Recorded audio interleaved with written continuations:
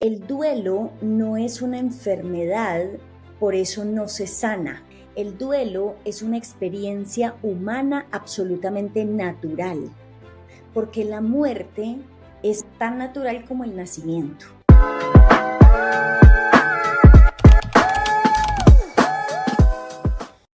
Hola amigos, ¿cómo están? Bienvenidos a otro capítulo de Venciendo la Depresión. En el día de hoy tenemos una invitada muy especial, la doctora María Emma Martínez.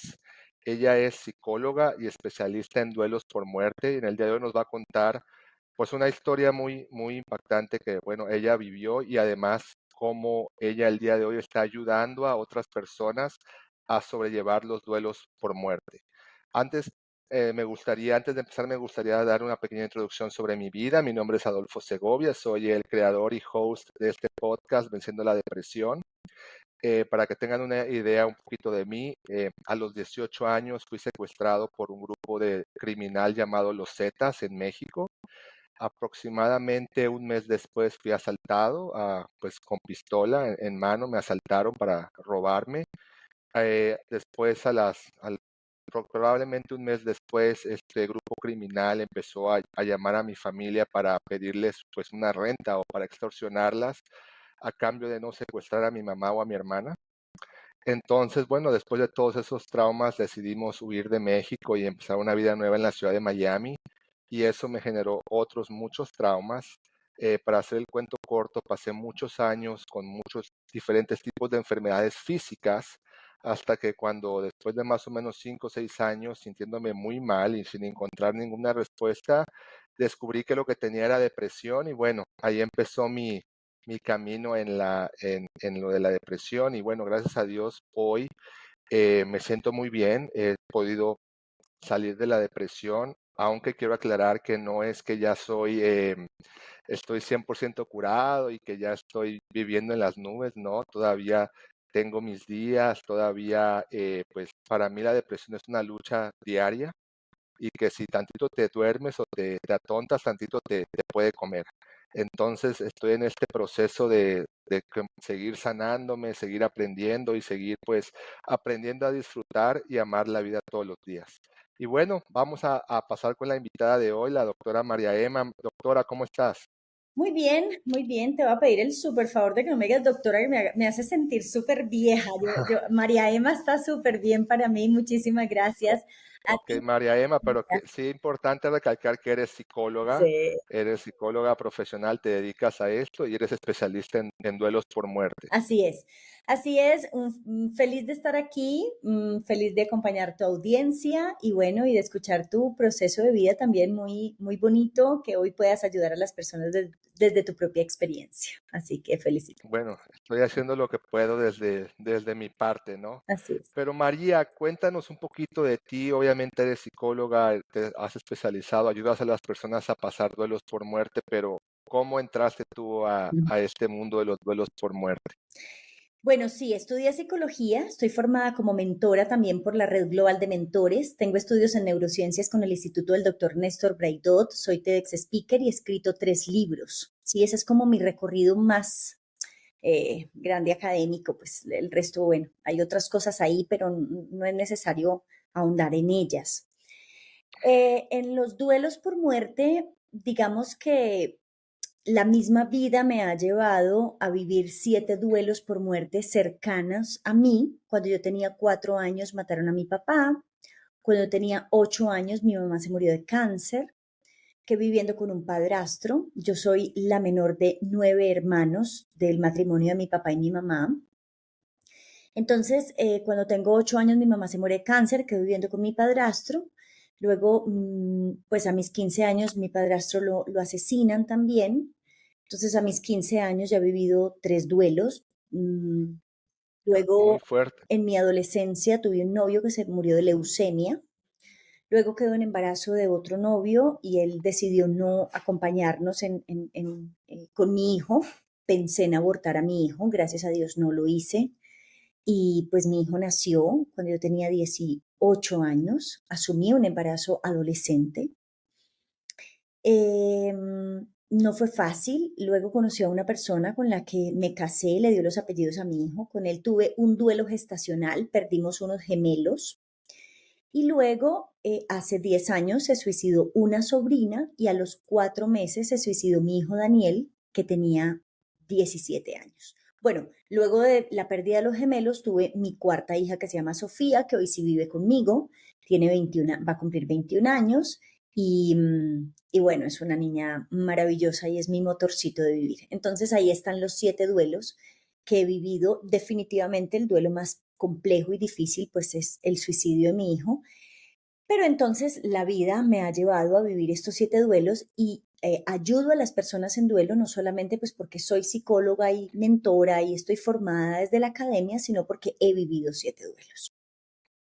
María, algo que me suena desde ahorita, siendo psicóloga, ¿qué pasó con tu hijo? O sea, porque a veces uno dice, bueno, o sea, no, obviamente no quiero hacerte como sentir mal, pero seguramente alguna persona te ha dicho, ¿cómo siendo psicóloga no te diste cuenta de lo que tenía tu hijo o realmente lo quisiste ayudar y no se pudo, o tenía otro tipo de problemas? ¿Qué fue lo que pasó con tu hijo?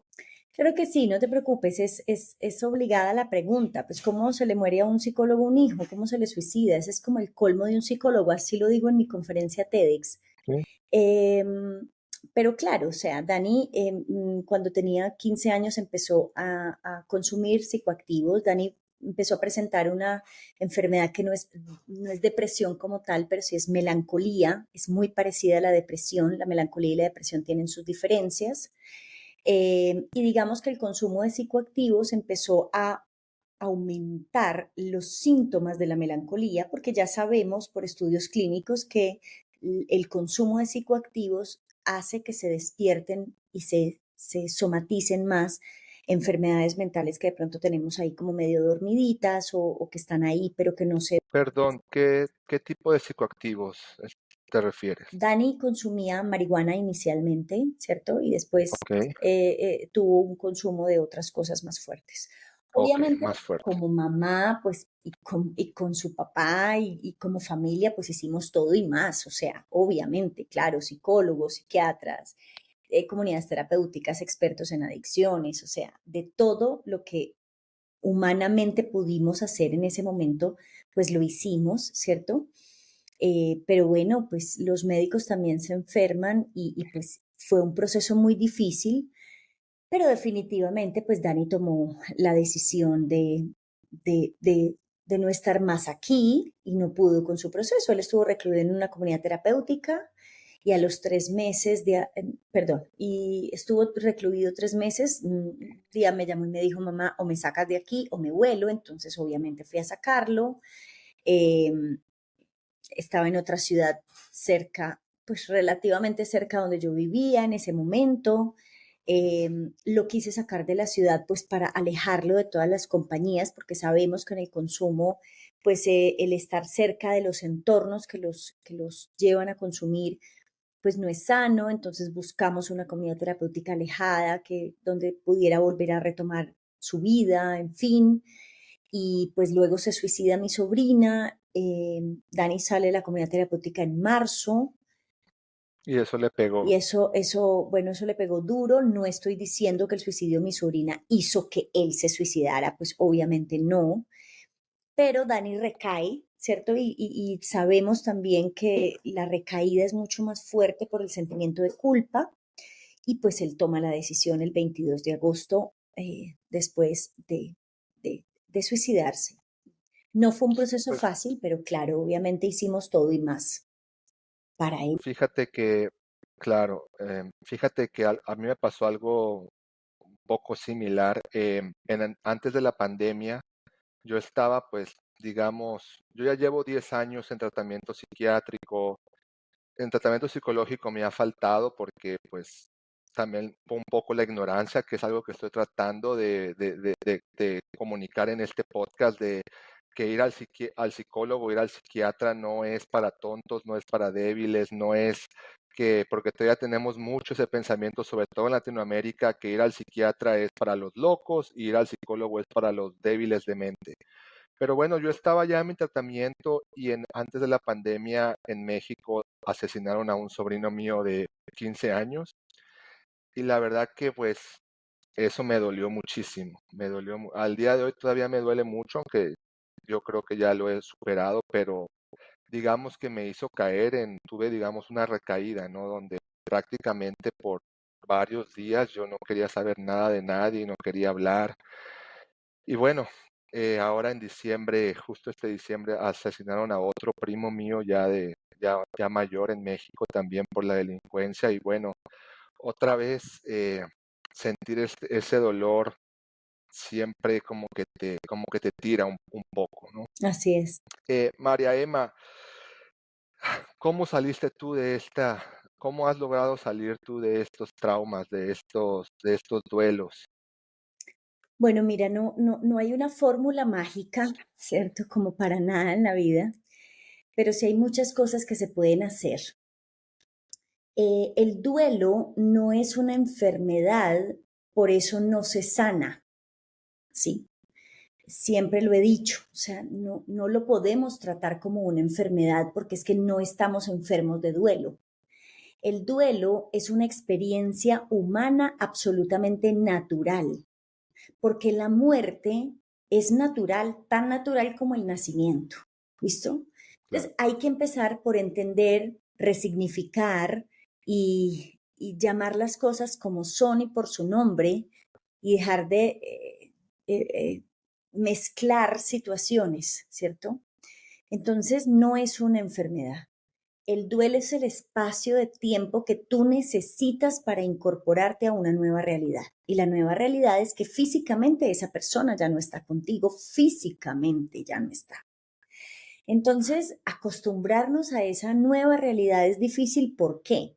Porque somos seres humanos materiales, ¿cierto? Por nuestro ego y por la forma en la que fuimos criados, somos aprensivos y la ausencia se asienta y nos hace mucho daño porque necesitamos sentir, escuchar, percibir, abrazar, oír, bueno, en fin, a esa persona, ¿cierto?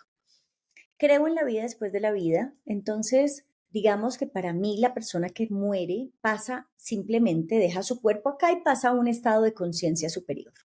Eso pues ya está muy demostrado científicamente, la vida después de la vida. Entonces, ¿cómo se hace o cómo hice para atravesar duelos? Lo primero es entender qué es un duelo, cuáles son las etapas que se viven dentro del proceso de duelo, cómo se gestionan las emociones dentro del proceso de duelo, qué es lo correcto, cuál es la diferencia entre el luto y el duelo, cuáles son las expresiones culturales que yo como ser humano dentro de una cultura manejo con respecto al proceso de duelo y si son sanas para mí o no y cuáles debo dejar de hacer. Cómo se hacen procesos de perdón dentro del proceso de duelo, porque dentro del duelo aparece mucho la culpa, por ejemplo, ¿cierto? Por lo que hice, por lo que no hice, por lo que dije, por lo que no dije, aparece mucho la culpa y perdonar es la forma más fácil para transformar una emoción negativa en positiva. Entonces, ¿cómo se perdona dentro de un proceso de duelo? ¿Cómo se le hace honor a esa persona? ¿Qué es la vida después de la vida? ¿Dónde está mi ser querido? ¿Cierto? Resignificar todas esas creencias culturales que tenemos de que no va a descansar en paz, por ejemplo, si yo lloro mucho, o sea, o todas esas cosas que decimos con claro. respecto al proceso de duelo. Toda esa información es muy importante para elaborar un proceso de duelo. Y luego, cómo hacer ejercicios que me ayuden a coger toda esa información y a pasarla por mi propia experiencia personal de duelo, porque todos los duelos son distintos y se viven de manera diferente. Entonces, ¿cómo hice? Con mucho acompañamiento. Yo nunca he estado en psiquiatría, nunca he estado medicada por psiquiatría. Nunca he querido hacerlo. Me parece que respeto mucho psiquiatría, pero pues no lo he necesitado nunca. Em, Claro. Hay personas que realmente lo necesitan. Me ha acompañado mucho de psicología, de psicoterapia, de información, de bioenergética y todo eso me ha ayudado a llegar a la aceptación del proceso de los duelos, no a la sanación, sino a la aceptación de la muerte. y a aprender a vivir con ellos de una manera diferente porque los vínculos no se rompen con la muerte. Yo no dejé de tener un hijo, yo no dejé de tener un papá, yo no dejé de tener una mamá. O sea, ellos están conmigo solo que de una manera diferente. Cuando entendemos eso, es mucho más fácil transitar los procesos de duelo. María, específicamente me gustaría saber qué es la psicología, qué es lo que estudian y cuál es el trabajo de un psicólogo. ¿Cómo el psicólogo está supuesto a ayudar a una persona? El psicólogo es una persona que se pregunta por cómo funciona o cómo se estructura la forma de ver del mundo de cada ser humano. Lo que le dicen la significación de las cosas, Exactamente, cómo tú significas. exactamente. Mira, más que la estructura mental, bioquímica y cerebral, que de eso pues obviamente lo conocemos y lo estudiamos dentro de la carrera, em, la forma en la que nosotros interpretamos el mundo es lo que hace que no sea tan asertiva para nosotros mismos. Yo siempre he dicho que la cultura, la escuela, ¿cierto? La religión muchas veces no nos ayudan y nos incorporan unas formas de observar el mundo desde una perspectiva muy negativa. Cuando tú tienes una perspectiva negativa, una interpretación negativa de ti mismo, de tu vida, de tu historia de vida y del mundo, es muy difícil que encuentres una homeostasis, un equilibrio o una tranquilidad en tu vida. Entonces yo pienso que la labor más importante de un psicólogo es ayudarle al paciente a entender desde dónde está observando el mundo. Y Claro. cuando el paciente se da cuenta que está observando el mundo desde una perspectiva muy negativa, darle las estrategias para que modifique la forma negativa en la que está observando el mundo o una realidad específica, ¿cierto? Ahora, Sí, ¿cómo hacemos eso? Hay múltiples formas de lograrlo, ¿cierto? Porque hay y múltiples toma tiempo. disciplinas y toma tiempo, exactamente. Fíjate que, bueno, tú hablaste ahora de la religión y la realidad es que yo cuando fui secuestrado yo era cristiano y era digamos, era un muchacho bien cristiano, ¿no? Yo era de los que me levantaba a la madrugada a las 5 de la mañana a orar, era discípulo de los pastores, o sea, estaba muy metido en la iglesia.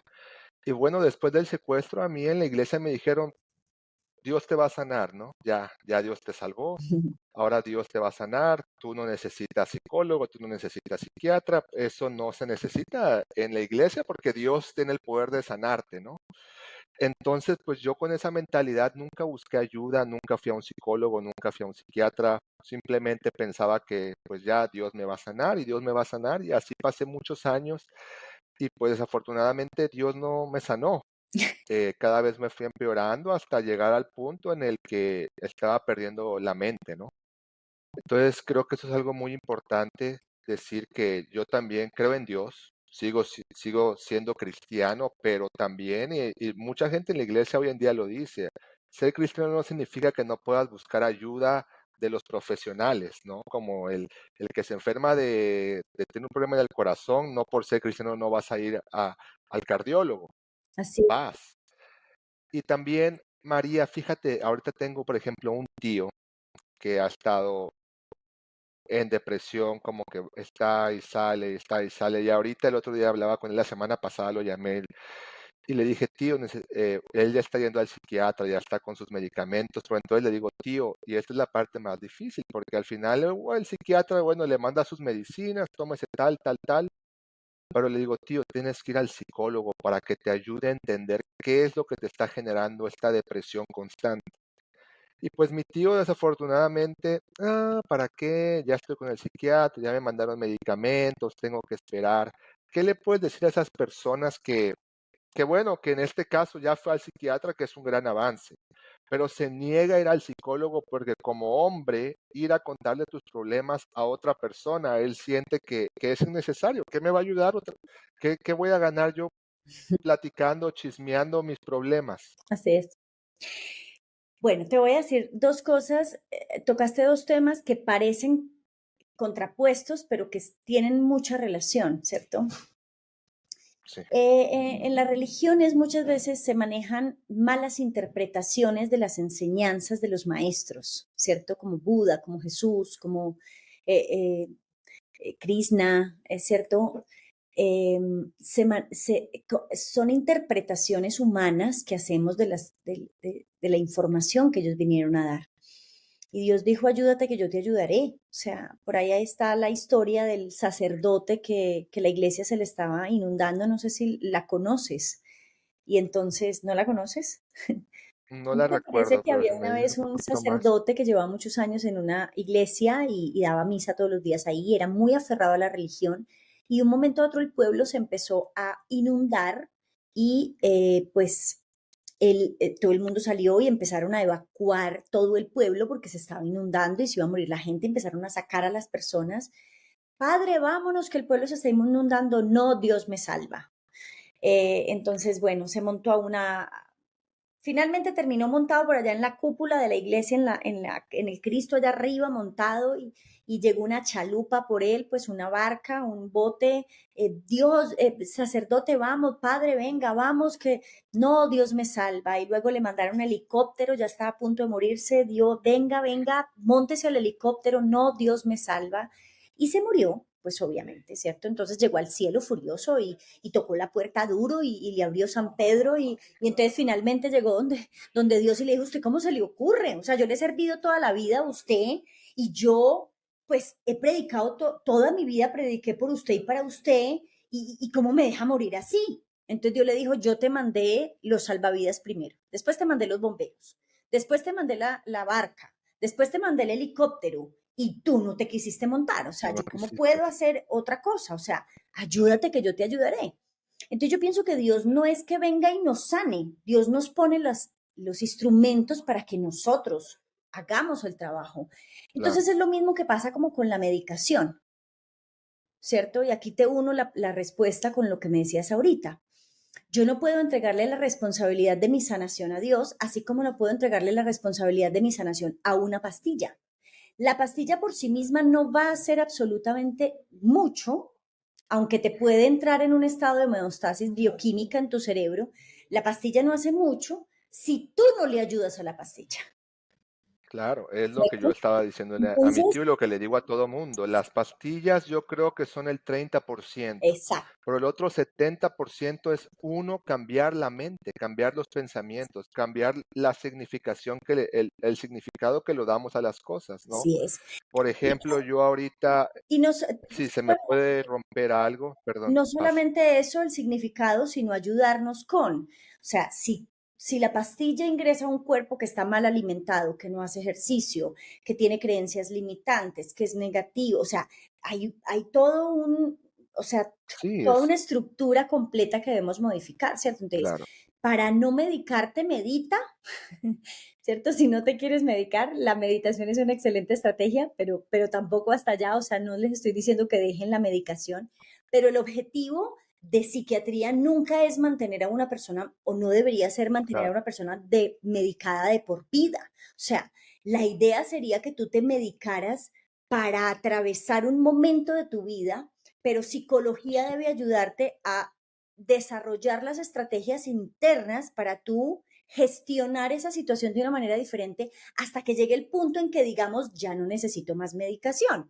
¿Por qué? claro. Porque ya soy capaz solo con esto. Digamos que la medicación debe ser como Un auxiliar, es un empujón. exactamente, como un Aunque bueno, yo llevo 10 años ya tomando medicamentos y hago ejercicio, escucho podcast, tengo que agregar un psicólogo de planta porque he estado en psicólogos y me han ayudado muchísimo, la verdad me han ayudado muchísimo, pero después como que ya digo, ya no voy a seguir la terapia y lo cancelo y como que vuelven los problemitas. Entonces, yo sí soy un 100% a favor del psicólogo, 100% a favor de la psiquiatría, sí se necesita, Ujú. pero bueno, con esa idea de algún momento salir. María, quería hacerte una pregunta. ¿Qué es la depresión desde el punto de vista médico? ¿Qué es la depresión? La depresión, ¿Qué causa la a depresión? ver, hay multifactorial, ¿cierto? Hay un componente bioquímico en el cerebro, ¿cierto? Se deja de producir la serotonina o la oxitocina o en fin. Si estamos hablando del componente bioquímico, o sea, de lo biológico de tu cuerpo, pero para mí la depresión, y te voy a dar un concepto un poquito diferente a lo que estás esperando de pronto desde el manual de diagnóstico de la psicología, no me gusta trabajar mucho desde ahí. Para mí la depresión es un exceso de pasado, de pensamiento rumiante negativo en el pasado, como la ansiedad es un exceso de pensamiento rumiante negativo en el futuro y el estrés un exceso de pensamiento negativo rumiante en el presente, ¿no? Entonces, cuando lo que te decía ahorita, cuando la estructura mental hacia el pasado es demasiado negativa, no nos ayuda mucho y eso, la bioquímica cerebral y la reacción del cuerpo es dificultad para levantarte, baja la energía, ¿cierto? En fin, o sea, todos los síntomas que pueden presentarse en un ser humano para diagnosticar una depresión. Hay múltiples factores que pueden generar depresiones en las personas. ¿Qué es lo que lleva a una persona, o sea, o qué nivel de depresión tienes que tener para llevar a una persona a querer quitarse la vida? ¿Y cómo se puede evitar? Es una pregunta supremamente compleja para estandarizarla en todos los seres humanos, Adolfo. Sería muy irresponsable de mi parte contestártelo en un podcast porque los seres humanos somos únicos e irrepetibles. Entonces no podemos decir que todas las personas con depresión se van a terminar suicidando. No podemos decir que todas las personas que se han suicidado tenían una depresión.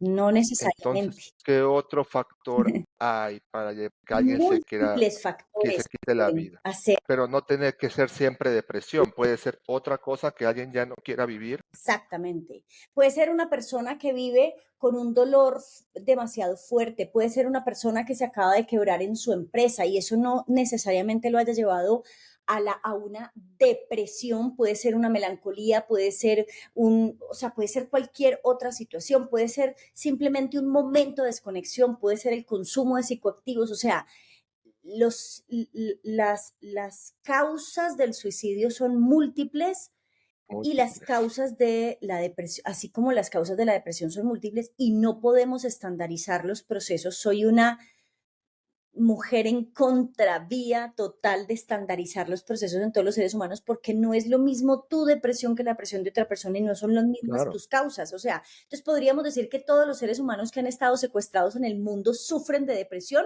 No, no, Sí, no, no, no totalmente no. necesariamente.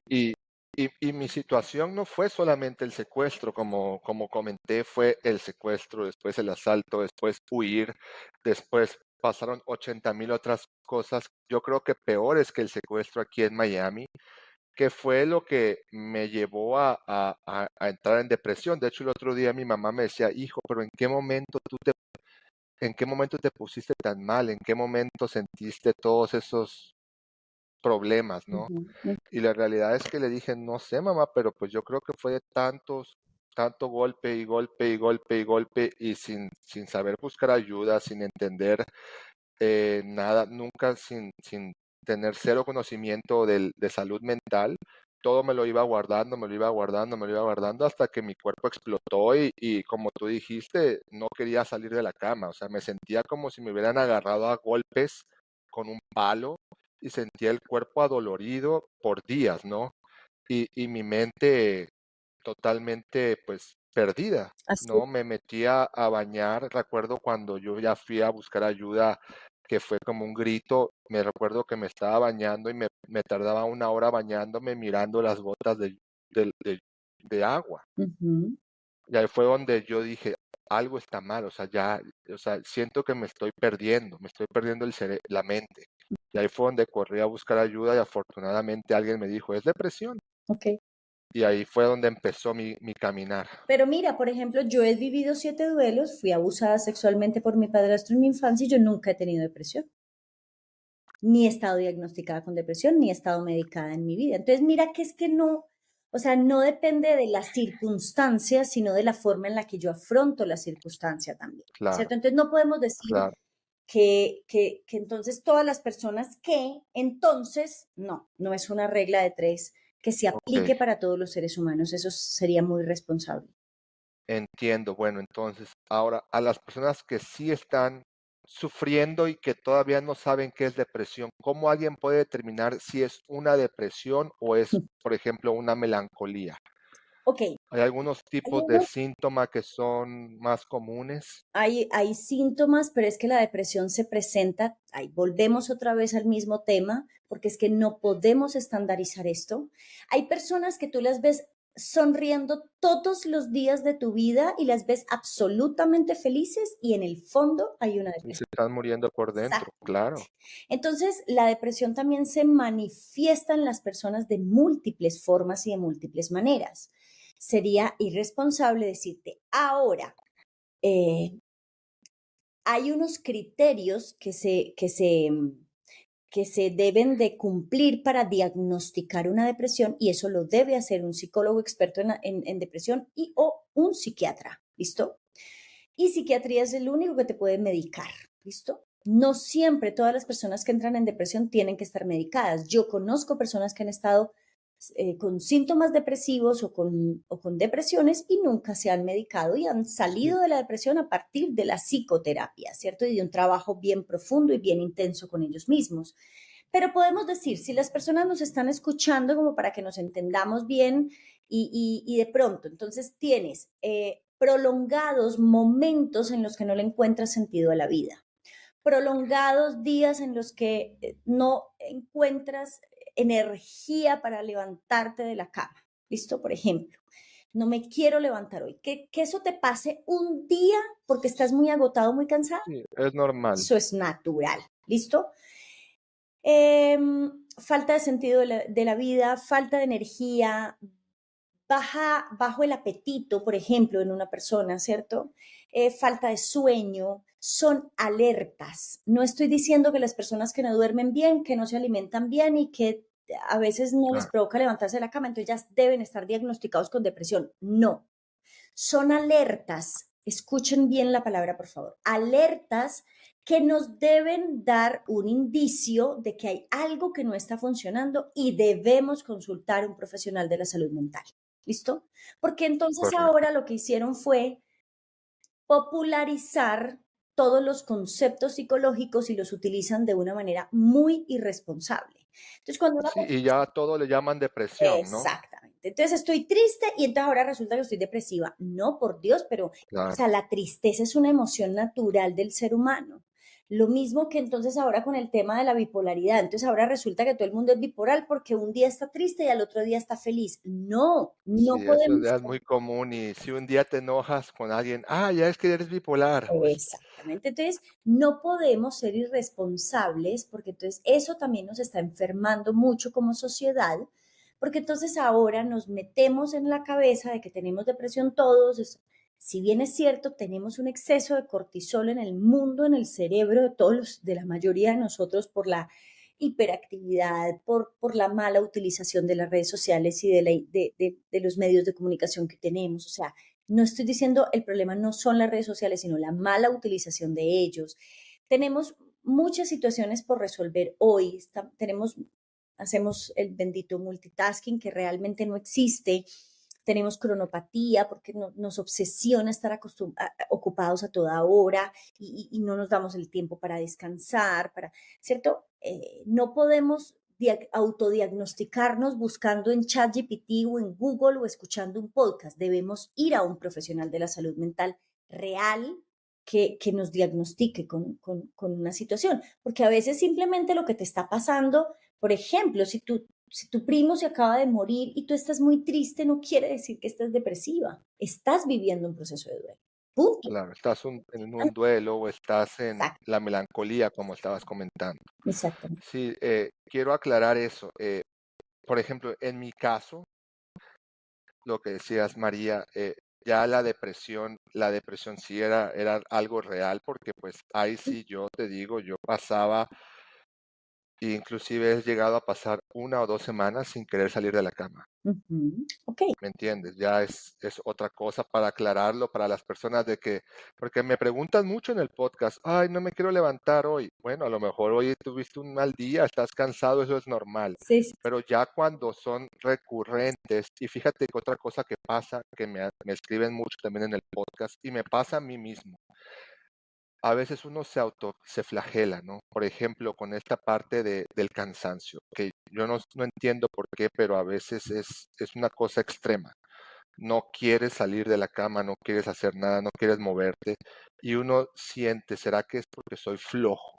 Ujú. Y me lo comentó el otro día una persona por el Messenger, me dijo, es que yo no soy floja, la gente piensa que soy floja porque no quiero salir de la cama, pero yo sé que no soy floja, me siento mal, no quiero hacer nada. Ujú. Entonces, ese es uno de los síntomas que se da mucho en la depresión, ¿correcto? Sí, la falta de energía para levantarnos, para hacer actividades físicas, es uno de los síntomas para Uno. diagnosticar depresión o depresión mayor. Ahora, hay tipos de depresiones también. Hay depresión, ¿Cuáles son los tipos de hay depresión? depresión leve, depresión moderada y depresión mayor.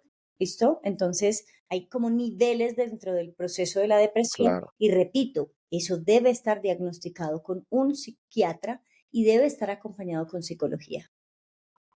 Bueno, María, tú que eres experta en el asunto de los duelos, cuéntanos que para las personas que están viviendo un duelo en este momento, perdieron a un familiar, ¿qué deben de hacer? Es- Lo que les decía ahorita, Adolfo, yo pienso que el duelo no es una enfermedad, por lo tanto no necesariamente se tiene que trabajar o afrontar desde la medicación, por ejemplo, ¿cierto? O con las mismas estrategias que afrontamos, por ejemplo, una depresión.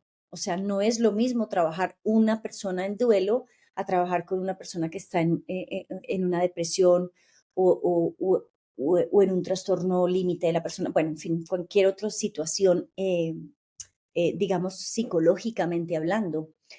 Para elaborar un proceso de duelo se requiere información, uno, dos, ejercicio. Bueno, lo primero que se requiere es ganas. Ganas Ganas de de salir adelante, cerrar el ganas de proceso de vivir. duelo, ¿cierto? Ganas de querer cerrar el proceso de duelo, ganas de salir del estado de tristeza, ¿sí? Lo segundo es información, conocer las etapas del duelo, qué se vive dentro del duelo, o sea, todo lo que les decía ahorita, ¿sí? Todo la información, es que no nos enseñan a enfrentarnos a la muerte, no nos enseñan a gestionar los duelos, no nos enseñan a qué hacer, cómo recorrer un duelo en paz. Y tenemos culturalmente muchas creencias limitantes con respecto al proceso de duelo. Entonces, cuando tú te enfrentas a algo que no sabes hacer, pues se te dificulta. Si tú recuerdas cuando estabas pequeñito y no sabías amarrarte las agujetas o los cordones de los zapatos, era un desafío total para ti eso. O sea, no tenías la información de cómo hacerlo y eso era, Y aclaro que todavía no sé hacerlo muy bien. bueno, o multiplicar, o sea, sumar dos números, si tú no sabes cuáles son los números, es un desafío total, o sea, tuviste que aprenderte los números y luego empezar a sumar y hacerlo una y otra vez. Es lo mismo, ¿listo? Entonces el proceso de duelo requiere información porque nunca nos han enseñado a transitar los duelos. Y lo segundo, y lo tercero sería coger toda esa información y pasarla por nuestra experiencia. Hay unas generalidades de las que podemos hablar de los procesos de duelo. Lo primero, lo que decía ahorita, no es una enfermedad, es una experiencia humana que hay que aprender a transitar. Lo segundo, el vínculo no se rompe con la muerte, no dejaste de tener un papá, no dejaste de tener un hijo, no dejaste de tener. Tercero, el duelo no dura para siempre y no necesariamente el tamaño de tu sufrimiento es proporcional al tamaño de tu amor. No siempre, no es así. Tú no tienes que sufrir toda la vida en duelo para demostrarte o demostrar cuánto amabas a esa persona. No es verdad, por favor, yo amo profundamente a mi hijo y yo no estoy en duelo y cerré mi duelo hace mucho tiempo y acepto profundamente la decisión que él tomó con su vida y soy una mujer feliz. Y eso no me hace mala mamá y eso no me hace mal ser humano, ni una insensible, ¿listo? Elaboré mi proceso de duelo y por eso le enseño a las personas que quieran salir del proceso de duelo. Entonces, ese es otro mito que tenemos que romper con respecto al proceso de duelo, porque creemos que entre más sufrimos, quiere decir que más amamos a la persona y eso no Sí, a veces uno quisiera flagelarse, ¿no? Quiero sufrir, quiero que me vean llorar es exacto. para demostrar cuánto realmente sufro, cuánto amaba a mi ser querido, ¿no? Así es. Y mira que cuando estamos en duelo, estamos en el ojo del huracán, Adolfo, porque es que, mira, si tú te levantas de la cama, entonces, pero es que no lo quería, ya lo olvidó muy rápido, pero si no te levantas de la cama, pero entonces se va a quedar en depresión toda la vida. Si tú vas a trabajar, pero ya está yendo a trabajar, no, pues esta no le importaba, pero si vas a trabajar, entonces Es malo porque correcto. entonces, ¿me entiendes? O sea, si no vas a trabajar, entonces, esta se va a quedar mantenida toda la vida, no va a volver a retomar su vida. O sea, todo lo que haces es juzgado y criticado. Entonces, por eso no nos podemos dejar llevar tanto por lo que la gente opine. Hay que aprender a elaborar sobre el proceso de duelo. Existimos muchas personas que enseñamos a trabajar y a sanar y a transitar los procesos de duelo de manera sana y asertiva para nosotros y no hay que sufrir los duelos. María, cuando alguien está pasando por un proceso de duelo, ¿cuál es la mejor forma de acompañamiento? Como por ejemplo, yo quiero acompañar a alguien, ¿debo llamarlo, debo dejarlo? ¿Qué hacer? Porque a veces uno mismo no sabe cómo ayudar, Ajá. ¿no? Hay, O cómo no ayudar. hay tres cosas que yo digo mucho cuando me hacen esta pregunta, Adolfo. Lo primero, em,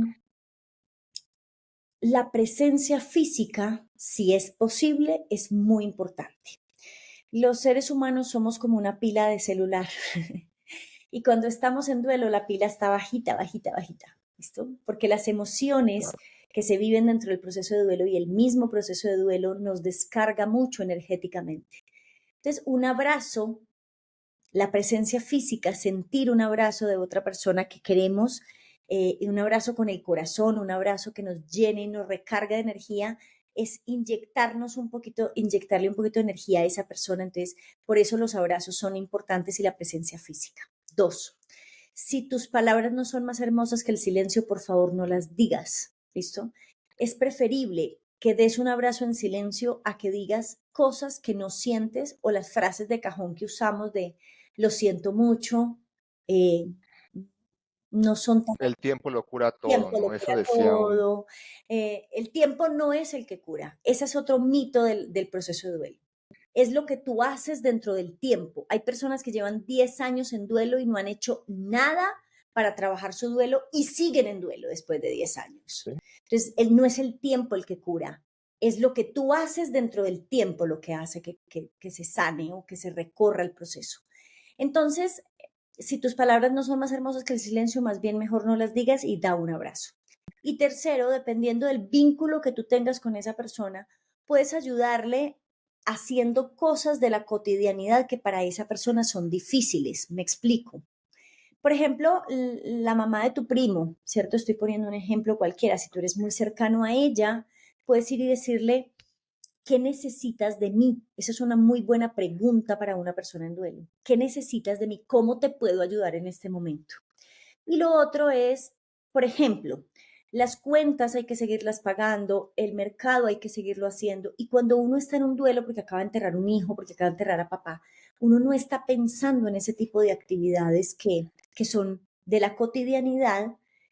Entonces, dependiendo del vínculo, si es un vínculo demasiado cercano, yo puedo ayudarle a esa persona resolviendo esas para nosotros pequeñeces, pero que para Simpleza. simplezas, pero que cuando uno está en duelo se le vuelve en un mundo, porque yo no me Claro. veía acabando de enterrar a mi hijo en el supermercado mercando, o sea, no se me pasaba por la cabeza que tenía que ir a mercar.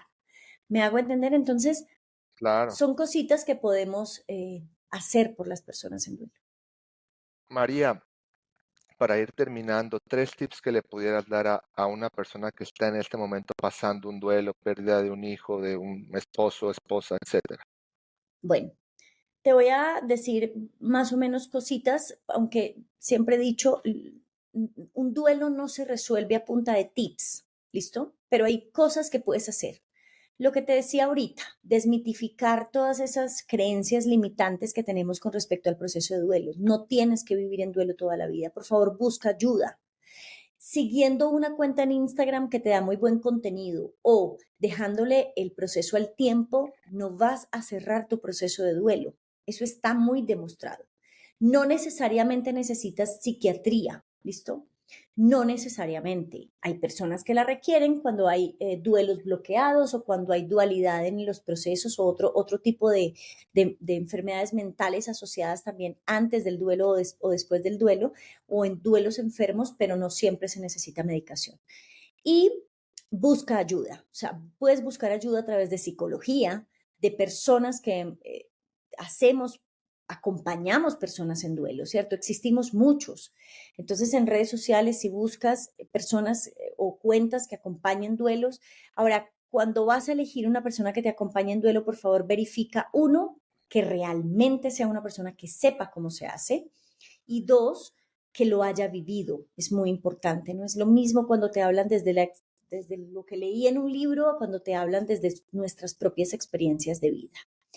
Yo para acompañar personas en duelo, pues tengo un taller que se llama Alas tras el adiós, tengo una membresía que se llama Valientes en Duelo, que son dos productos que pongo al servicio de los demás para acompañar sus procesos de duelo y pues claramente pues estoy en Instagram y acompaño y les monto mucho contenido para sanar sus procesos de duelo.